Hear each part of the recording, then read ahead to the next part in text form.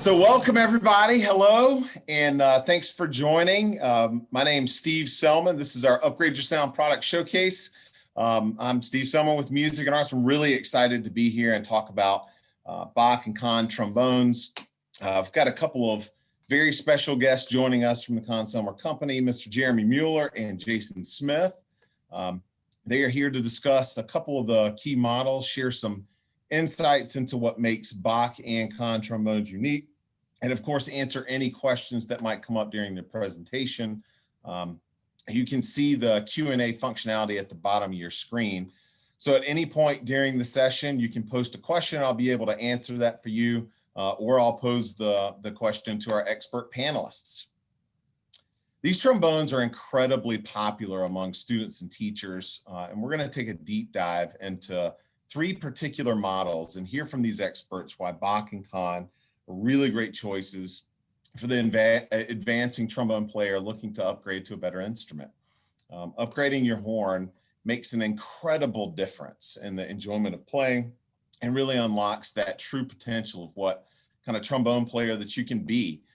So without further ado, I'm going to turn it over to our experts in this field. So Jeremy, Jason, take it away. Thanks, Steve. And I just have to first call out that is probably the coolest rendition of Bohemian Rhapsody ever in existence. And there is absolutely zero chance of us ever being able to follow that up appropriately. So thank you for setting us up for disaster officially. But good afternoon, good evening, everyone. Wow, it's totally amazing to be here, to have this opportunity. You know, I participated in so many different Upgrade Your Sound events for music and arts over the last really 2 decades.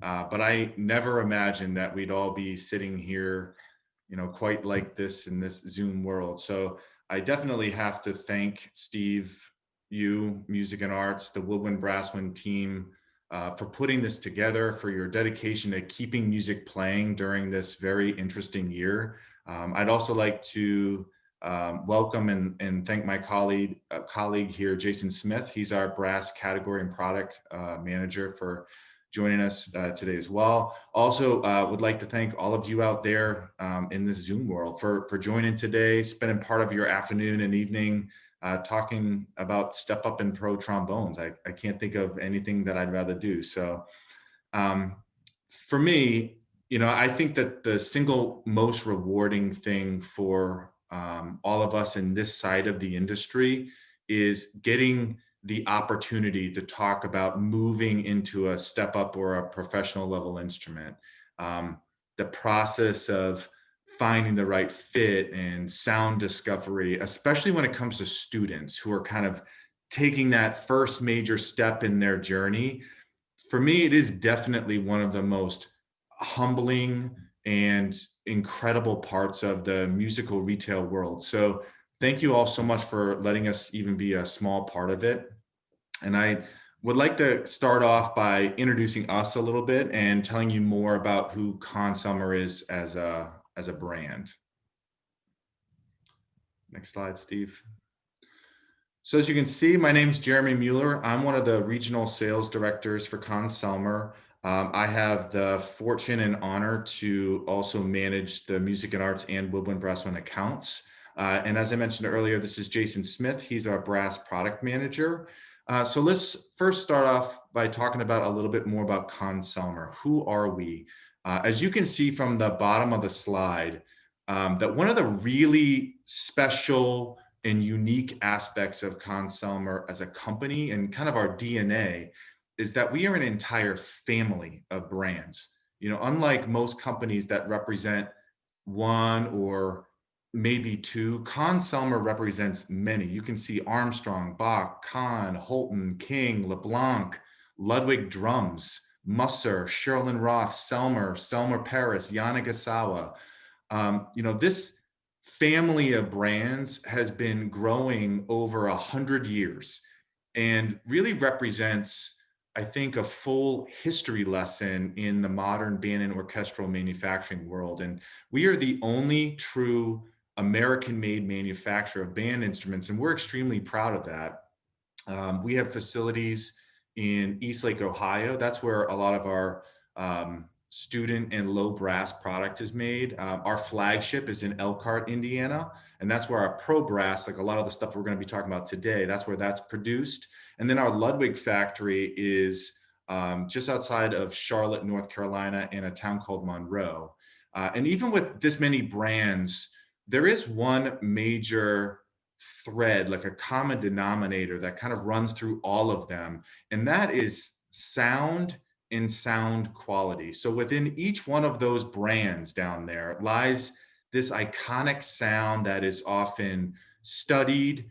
In many cases, it's copied or tried to copy, at least, because it kind of stands as the beacon or the pinnacle of what an instrument should sound like, what a trombone should sound like. So for example, the Selmer Paris Mark VI saxophone is pretty much universally revered as the most iconic sax of all time. And maybe more appropriate for today's discussion, Bach brass has an iconic sound that has basically defined the modern orchestra for decades. And there is definitely a lot of secret sauce that kind of goes into that from a materials standpoint, from a manufacturing standpoint. And Jason today is going to go into a little bit of that in some more detail a little later. Next slide.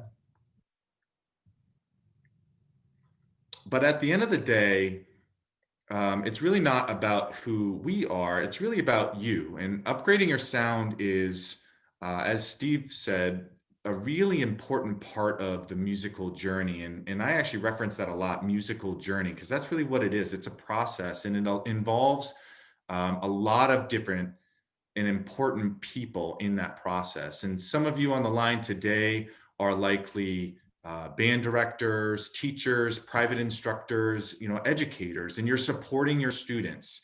And it's likely that you have identified, one or a few of them that are now ready for the next step. And many of you are likely parents. And for you, you have a tough job. You have to weigh player interest with intent and budget, of course, and support. And it can be a really tricky balance to navigate that, especially when there are so many options out there, right? And I'm sure a lot of you on the line today are students, and ultimately this session is for you. This is an incredibly exciting time, and going through the process of stepping up is so exciting. But the reality is that this year has been extremely challenging for so many band and orchestra programs, and I'm sure you've really had to deal with that. But through it all, one thing that I have definitely learned this year is that music survives. And it survives because it is built on a foundation and a platform of pure passion, dedication, expression, camaraderie, friendship, commitment, all of these major solid concepts. And those things create, I think, this impenetrable just army of musicians that no matter what the odds, they continue to grow and thrive in really any environment. And then we also might have some Bach and Conn enthusiasts on here too. And as I mentioned earlier, especially Bach brass, it has really defined the iconic trombone sound in the modern era, period. And it's the most widely accepted brand in trombones. And hopefully today we can show you a little bit why that occurs. Next slide. So in a bit, Jason's going to talk through some of our trombone models, but before he does, I wanted to walk and talk you through some of the things to consider as you're getting ready to invest in a new instrument. And I think the first thing to discuss is really generally defining what a step up really is and why is it a critical part of that musical journey that I was referencing. And on this slide, I've listed, I think, the main 4 points that differentiate an upgraded model over a typical student level instrument. So upgraded instruments will have improved sound quality. They are going to be made with superior materials. There is more of a artisanal design and manufacturing technique that's used. And all of that kind of rolls into an instrument that will then have overall superior playability. And I think that all of those things are critical components that aid students as they progress. And it's really important that the tools that you use match the direction that you're going. And every type of instrument is built to serve a certain purpose, right? And so at the student level and the beginner level, where probably many of you are currently playing at, our instruments are designed to produce a good quality sound with minimal effort, right? Since many of the players are going to be inexperienced, they're playing their first note, their first scale. It needs to be designed to support that. They're designed to definitely withstand a beating. Kids are just starting to learn how to hold instruments, clean them properly. The cases are going to get dropped. They're likely going to clang into each other. They are built for durability and basic quality function, but as you upgrade, they're now going to have a main function of an upgrade instruments to produce a far superior tone, better dexterity, more consistency throughout all ranges of the instrument, right? As the music gets harder, as it gets higher, as it gets faster, you need an instrument or a tool that's going to support that. So even if a player is not ready to take full advantage of all of those aspects yet in their playing, it's really important to be working on or with a tool that's going to be able to provide that, right? I liken a little bit to my own experience playing golf, and I'm not a good golfer, but somewhat recently, I got my first set of real golf clubs, and it was a really special moment for me. I did a ton of research. Golf clubs are not inexpensive. It's actually a pretty big investment. And of course, I was naive enough to think that with my first real set of golf clubs, I was going to go out and I was going to be the next Tiger Woods. But that being said, my first round of golf after buying them wasn't even my lowest score that I ever shot. But now I've really realized that I've been able to improve my game in ways that I never would have been able to before. So in a nutshell, it's really important to remember that these instruments are tools, and upgrading your tool is a very, very important part of the overall process of learning an instrument. Next slide.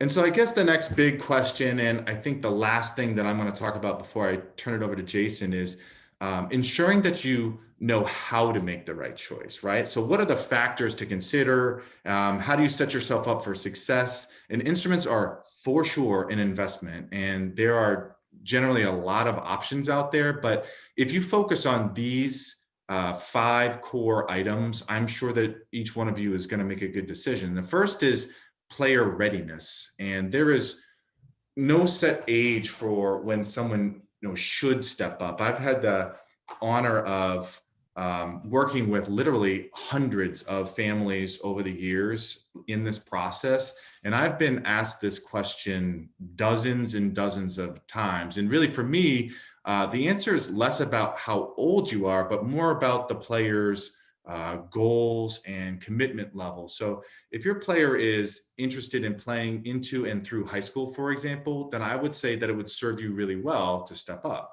Or if they are an all-state type player or a first chair type of a person, then I'd say it's likely critical that they step up. The second is making sure to choose an instrument and manufacturer that's reputable. And I think this particular point should narrow your decisions way down.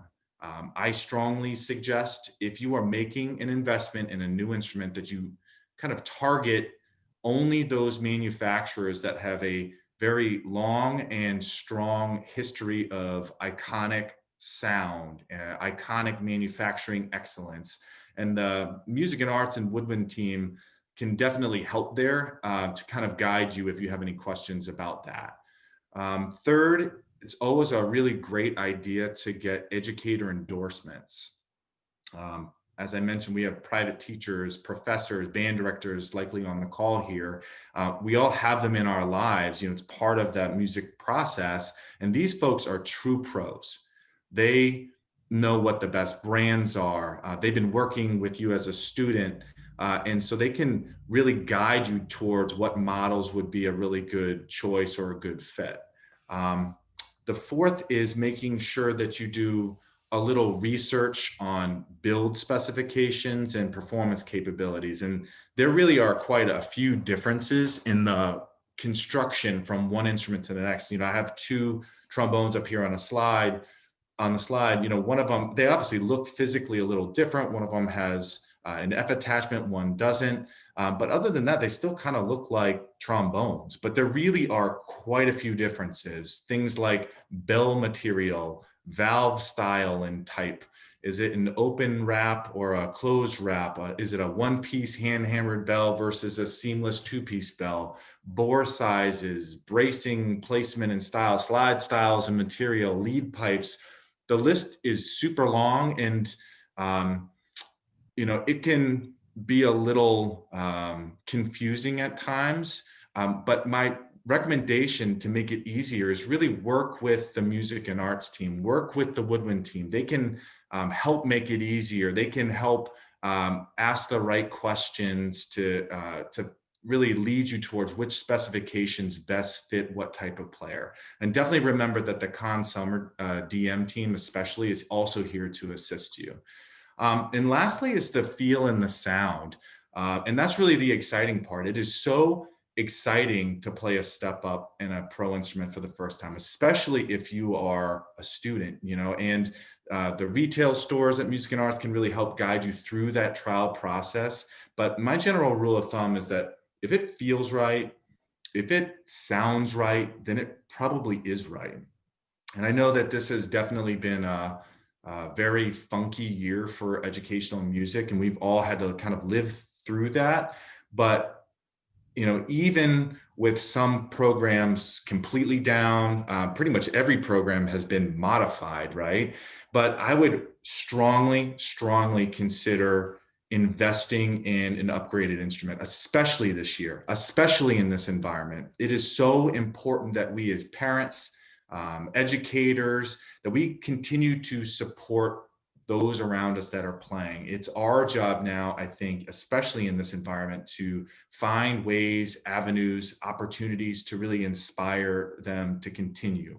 And new gear is one of the most exciting things that you can present to a player and kind of continue to keep things moving forward. So with that, I'm going to turn it over to Jason, and he's going to walk you through a few of our absolutely iconic models. And I hope that you see, as he's kind of going through these, that every single one of these checks pretty much every single box of what the right type of instrument should look like, what it should feel like, what it should sound like. Each one of these would be an absolutely fabulous choice. So with that, I'm going to turn it over to Jason.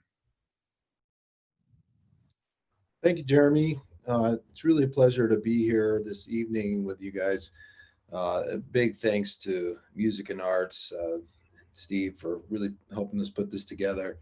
It's just as Jeremy said, it's really a tough time to get together, but this is such an awesome way for us to share information. You have to get out there and seek information, and of course you can go online and dig into things, but when you have an opportunity to talk through stuff like this, and we'll have a great opportunity for a Q&A here, and please feel free to throw stuff up on the chat and Q&A section, but it just provides a great atmosphere to learn. So that's what we're all here to do. So we're really going to dive into some history here of Bach and Conn trombones and talk about what these trombones are and what they represent in the musical world. The important thing that Jeremy talked about is the iconic sound of all of our brands. And that sound has really set the bar for every other manufacturer out there that really is attempting to emulate and copy that sound. Fortunately for us, no one can really get there. And there's a reason for that. A lot of it is going into the design aspects and the processes involved and the way we make our instruments that sets us apart from everyone else. And we'll talk a little bit in detail about that. But let me just describe the sound and what is it about the sound? Somebody said to me once, I've played all these trombones, and, there's so many options out there these days, and all sorts of cool stuff you can play with. But, no matter what I try, I just can't find the Bach sound, or I just can't find the Conn sound. Whatever combination I try, it's not going to get me there. So it's amazing what that really means to people. So the thing about the sound is that sound to me is a lot about color. And you could see this picture here I put, where this beautiful photograph of a mountain background, this crystal clear lakes and canoes. The way it pops on the bottom with the color, as opposed to the black and white, it just sucks you into that painting or that photo. It really puts you into that moment, right? And the thing about sound is, when you hear a sound that has a full palette of color, it sucks you in. It brings the listener in to the music, and it grabs them. It really does. It's powerful, just like looking at this picture. And the iconic thing about these sounds is that they create a palette of color that is unlike any other instrument out there. And they're a little different. The Bach sound and the Conn sound are a little different. I'll talk a little bit about that now, and more as we get into them individual models. But the Bach sound in itself has really set the bar in the orchestral world. Probably in the last half of the 20th century, had dominated the orchestral picture really all across the globe. Conn sort of set that stage in a way in the sound quality, and then they sort of have morphed into their little bit of a territorial governance, where certain orchestras, certain halls, it just works better to play Conn. Other areas it works better to play Bach, and certain conductors or certain players just prefer one sound over the other.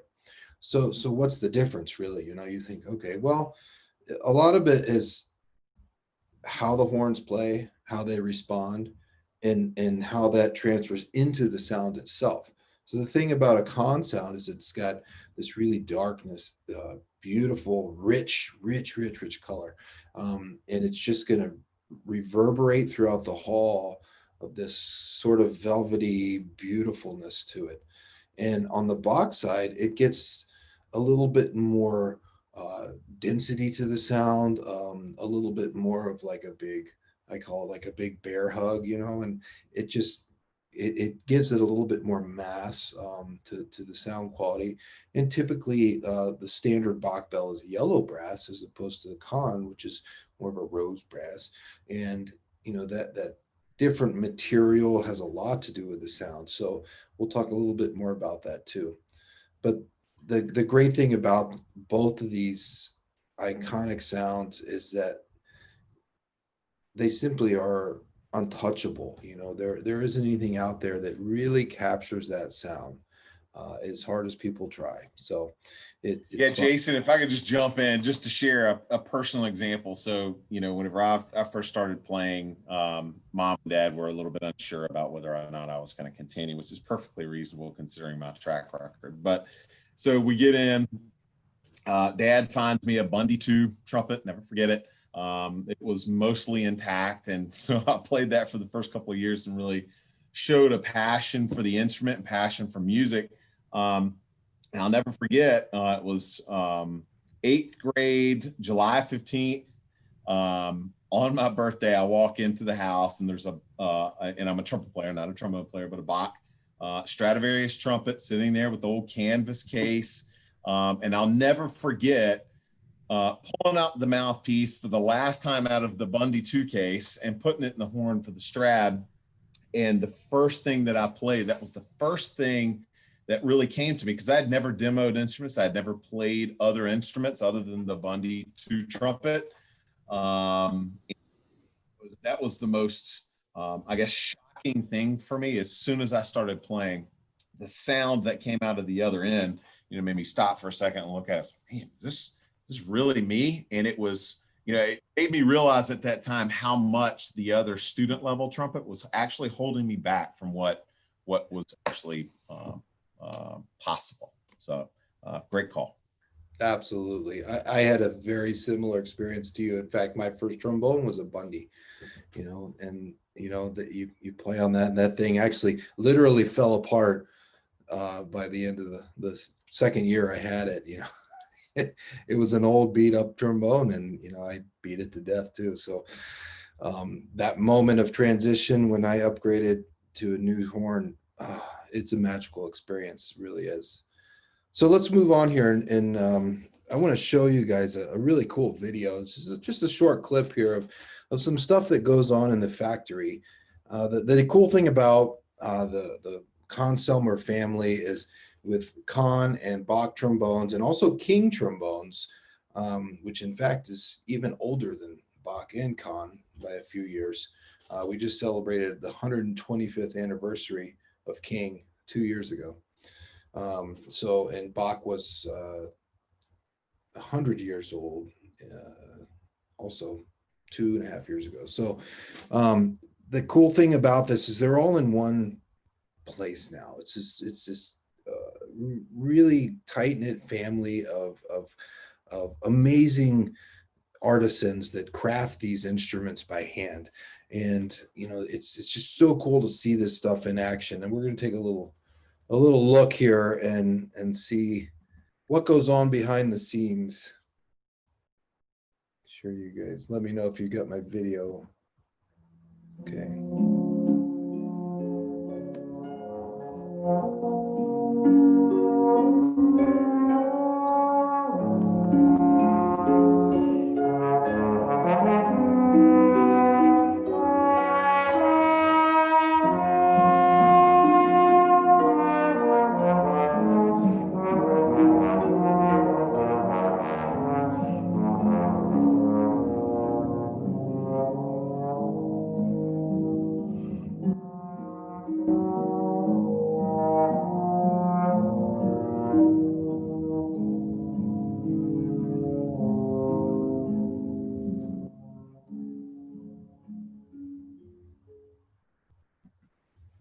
Gorgeous. I could listen to David Rehano nonstop every day. He's the principal trombonist of the LA Philharmonic. That never gets old. Yeah. He plays a Bach 42B, actually the traditional rap. It's the first model we're going to dive into. So we are going to look at three different really classic standard models here. The 42B was really the horn to play. It took a number of years until you got to that different style of valve wrap. You see that difference. The 42B sort of has that squiggly, I call spaghetti wrap for kids. They see that, oh yeah, that's the spaghetti wrap. So then you get to the open wrap, which definitely changes the airflow up for you. And then we'll finish up with the 88HO, the classic Conn model. Now, a little bit of trivia for you. If you don't know which came first, the 88HO, or I should say 88H, versus the 42B. A lot of people might think the Bach, actually the Conn 88 was the first large bore F-attachment trombone. So I say F-attachment, we're going to talk a little bit about F-attachments now. The F-attachment is that trigger that goes into that rotary valve. Now, a rotary valve is simply that little circle you see there with the valve inside of it, much like a French horn valve. For those of you that, I'm sure there's some of you out here that are totally familiar with this, some of you might not be. So the really cool thing about that is it adds that extra tubing, either the spaghetti wrap or the open wrap. And what that does is it allows you to extend the length of the instrument. And it's exactly the same length as going all the way out to 6th position. So it is a huge advantage to increase the range of the instrument, because you could lower the sound like that, and it lets you get down into below the staff, below seventh position E natural, you push that trigger and you're in second position, there's your E. And then you can go out from there to third, fourth, fifth, etc. And the positions are a little adjusted down in that range, but it's a really cool thing to get down. And it also helps you move much quicker. Imagine playing your B flat scale from B flat all the way out to C. Now you can just go, it's such a great thing. It's mind-blowing the first time you start to play with an F attachment. It's a great thing. It's not really used a whole lot in the high range. Starts to sound like a French horn, and that's not what we want to do on a trombone. So, plus the intonation's a little funky up there. But essentially, that's the functionality of the F attachment. So all these three models, of course, are going to have an F attachment on it. So let's dive into the 42B. The 42B was the real horn that has just established the orchestral sound in that landscape. You get a cool shot right there of some raw brass bells. This is after they've been hammered and shaped and formed. You know, the amazing thing about Bach is that all of the bells are made out of one piece of brass. It's a solid sheet of brass that's cut into like a big rectangle. And we put it in this cool machine. It's called a hydroform machine, and it sort of blows it up with this hydraulic fluid and puffs out the end of it. So you have this long sheet. It's kind of hard to show you here. And at the tip, it's got these little puffy parts. And that's where the shape of that bell starts. Then we cut that out, the excess brass, and roll it around. And the puffy parts come together. Then you put your seam. You can actually see the seam in one of those bells there. But that allows the vibration of the bell to be one continuous flow. And the difference a big difference between a Bach bell and a Conn bell is that Bachs are one piece, Conns are two piece bells. And there's advantages to both of those. The thing about the one piece bell is it gives you a little bit more stability. It has a little bit more density to the sound, one of those key characteristics we talked about earlier. One thing that's really special about Bach that no one does, even different than the Conn recipe, is the annealing process. And that's how we heat the bells at various stages of the bell fabrication. So as we're making this bell and we form it together and we start to get the shape, even before we put that seam together, it goes through a heat treatment. And then we'll put the seam together, and then we'll start really shaping it up and getting that flare hammered out. Then we'll heat it again. And then it'll go through another step, and we'll heat it. There's multiple phases of this heat treatment. And what that does is it allows the brass to be more malleable and work it. But it also does something to the sound of the brass. It's a really incredible phenomenon that Vincent Bach, the founder of Bach, he did years and years of studies on this to find the perfect ratio of temperatures and times and the way we work the brass, and of course the shape of that flare to create the most luscious, beautiful sound you could ever imagine. So the 42B is what set that bar for Bach tenor trombones. Now let's move to the next slide, and we'll look at the BO. And the open wrap came maybe 40 or 50 years after the traditional wrap was a really standard thing. And the reason this came about is to offer a different feel and a different concept of sound when you played the horn. And that continuous circle on the F attachment really helps to open up the sound, and it takes away a little bit of the resistance, and we don't want to look at resistance as a bad thing or a good thing. It's a balance thing, and some people really prefer a little bit more resistance. The good thing about resistance is it helps as you blow air into the note, to feel kind of a what we call back pressure.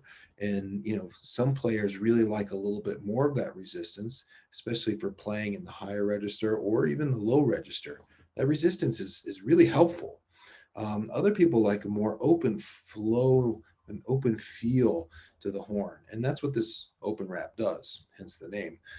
There's also Jason, Yeah. Really sorry to interrupt you, but a great question came in, and essentially, the question is, if I'm an orchestral player or if I'm a jazz player, if I'm playing a concert band, is there a one size fits all, or is it, how do I make my determination between that open wrap and traditional and so on? So like, how do I figure out what's best for me? Yeah, that's a great question. We get that all the time. The thing about finding a versatile horn, it's tricky because you want something that's going to play right. And of course, it ultimately comes down to the player and what they feel, what they need for the way they approach the horn. But the great thing about both the 42B and the BO is that it does produce a really well-rounded sound. It's something that you feel comfortable playing it in jazz band. It may not be that laser kind of sound you want playing lead trombone or solo chair.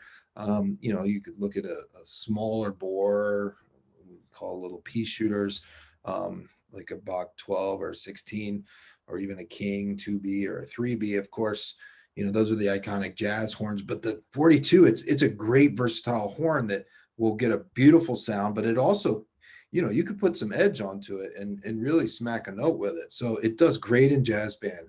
And of course, in the symphony or in concert band, brass quintet, trombone choir, even in marching band, there's plenty of people out there very carefully marching with a Bach 42 BO.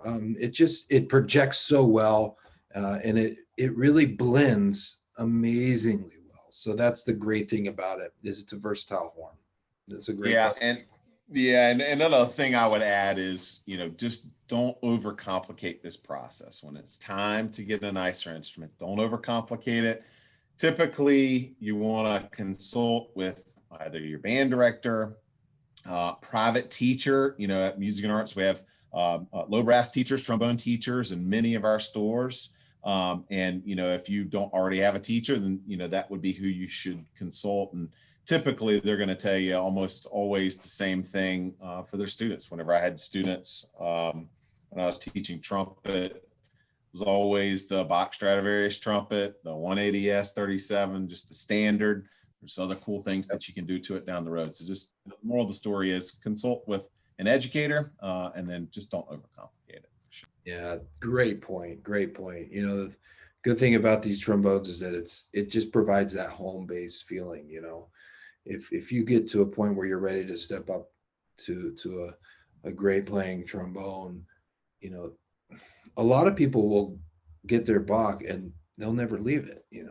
They'll play the Bach. And, for instance, I still have my Bach 42B. This horn was built before I was even born. This was built in the late 70s, and it still plays so amazingly well. And that's the other great thing about Bach trombones and Conn trombones is they last forever. They have such durability to them. They're built amazingly well, and they hold their value too. It's a great investment. It really is. Parents are ever worried about that. It's a great thing that's going to keep them going for a long time. So let's go ahead and jump into the Conn trombone now. Now the Conn is a little bit different. Of course, you'll notice right off the bat, you could see even in this picture here, it's got a little bit more of that red color to the brass. And it's a really unique thing about Conn trombones. And even the slide itself has that same red brass on the slide that matches the bell. This also has let me hit my wall here. This is not going to work. It's also got a nickel silver crook. So the cool thing about the Conn is that it's got that really dark sound to it because of that bell material. And what gives it that color is a higher copper content. There's copper in yellow brass, there's copper in rose brass, bronze brass, there's copper in gold brass. It's just a different ratio. And this Conn bell has a little bit more copper, and that really gives that darkness to the sound. That two-piece bell construction is another thing that really contributes to flexibility of the horn. So the cool thing about a Conn trombone is it's easy to play. You know, it's one of those trombones that you can pick up and it just responds super effortlessly. It's very flexible, so you can move between the partials, going up and down easier.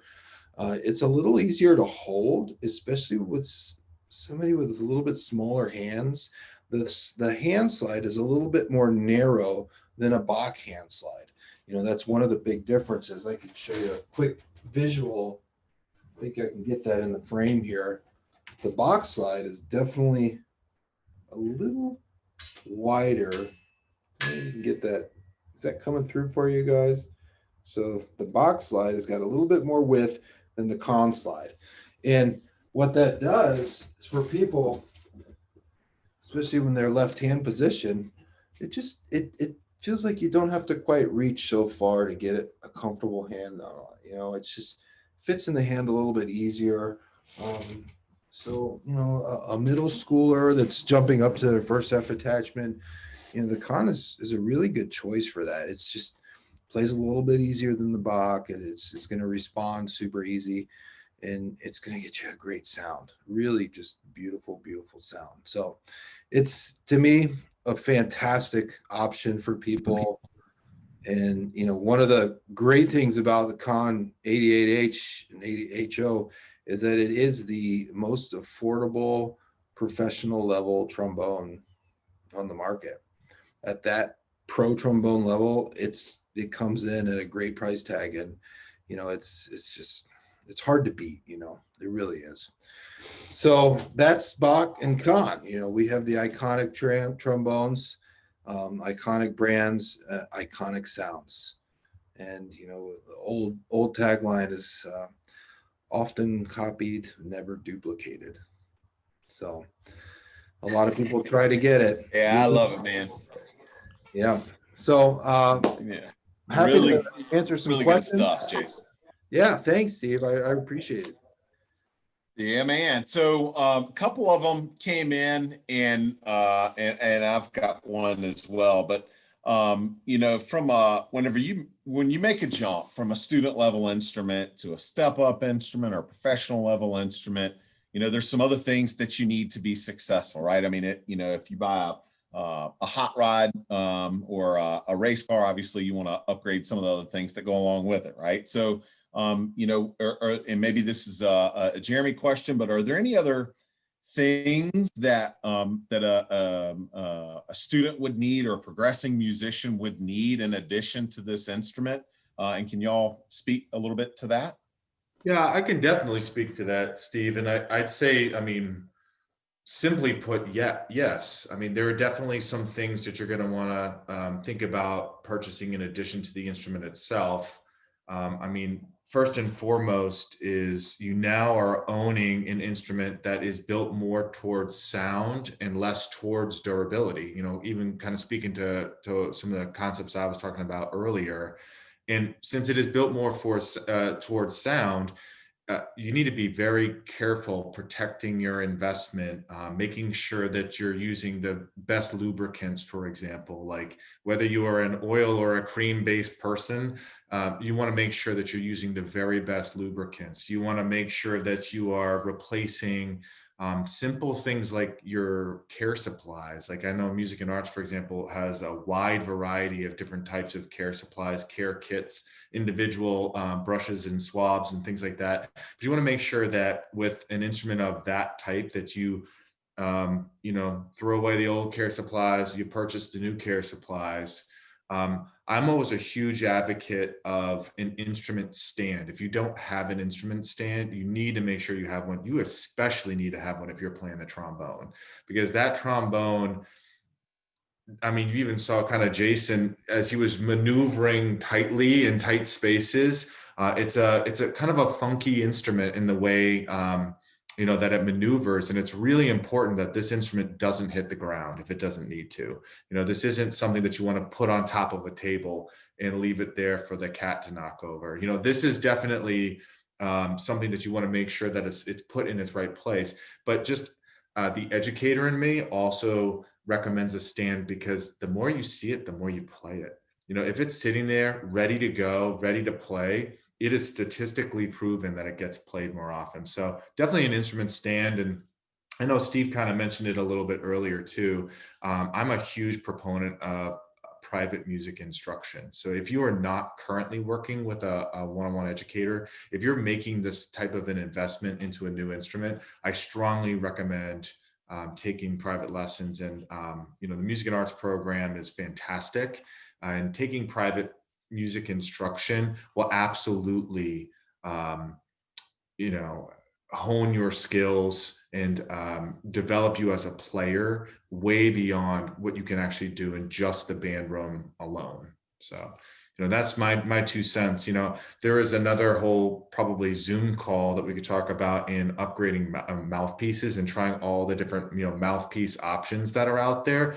The one thing I will say about mouthpieces is that I've never met a brass player that doesn't have an entire, like, huge portfolio of mouthpieces, and each one of those mouthpieces, you know, is custom fit to some degree to your own personal embouchure. And so it is definitely a bit of a discovery in, you know, what are the right types of mouthpieces. But part of it's also just the music that you're playing. Like if you're playing if you're playing lead versus if you're playing in an ensemble, if you're playing you know, a super high you know, passes versus something that's more generic. You know, there are a lot of different applications for different mouthpieces. And, you know, especially once you upgrade into a new instrument, I think that now is also the time that you're going to want to start some of that discovery.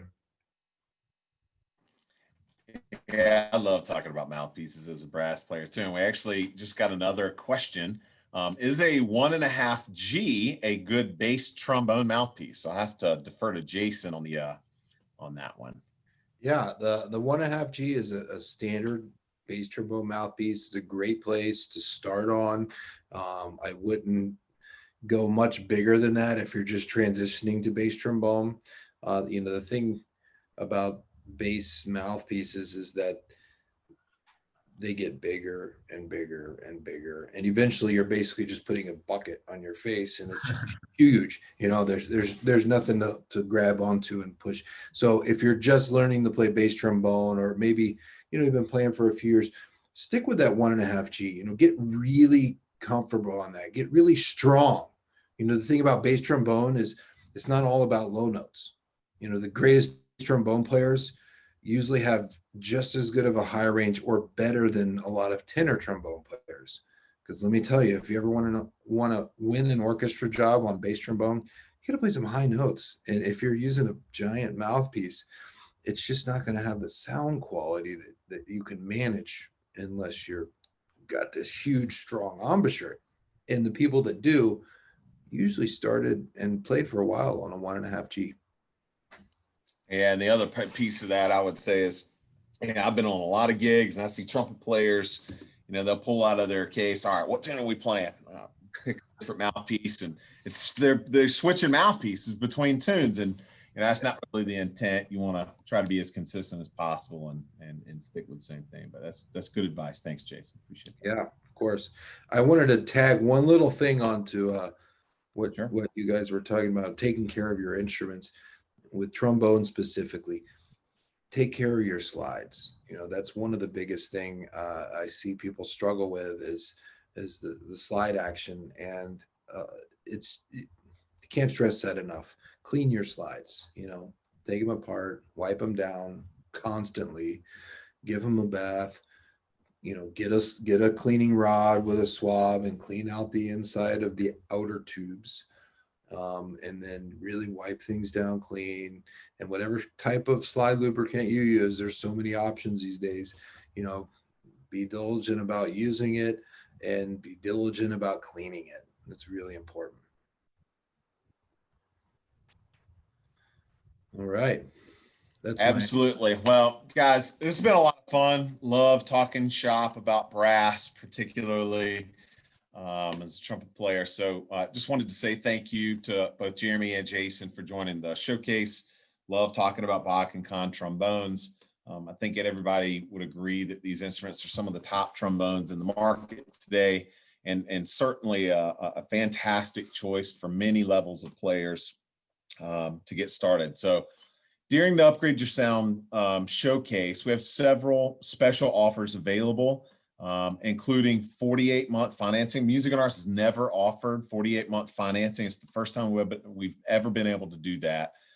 So you can get this special financing at any Music and Arts store, or we're also offering financing online with our partner Woodwind and Brasswind. I'm sure some of you have heard of that. You will receive a follow-up email after this with all the details, or you can just go directly to woodwindbrasswind.com.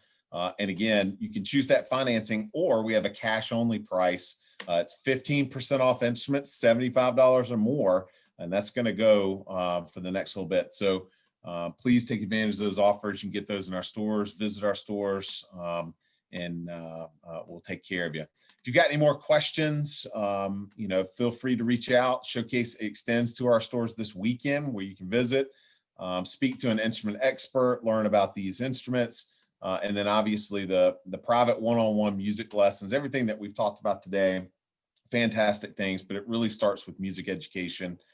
I would not be doing what I'm doing today if it weren't for the influential teachers and educators in my life. Started taking lessons whenever I was in grade school, even before I had before I ended up with that professional level trumpet. So take advantage of that. We've got some incredibly talented trombone teachers in our stores. Love to see you, and we appreciate your business. So thank you all. Thank you, Jeremy. Thank you, Jason. And signing off for now. Y'all have a good one.